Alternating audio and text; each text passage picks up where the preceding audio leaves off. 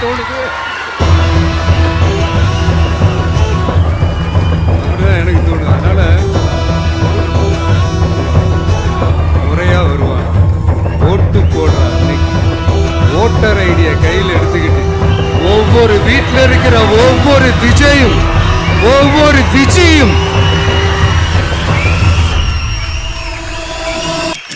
பூத்து பூத்தா காலையிலே வந்து நிப்பாங்க பாருங்க. அன்னைக்கு தெரியும் பாருங்க, ஏண்டா இந்த விஜய கூப்பிட்டோம்.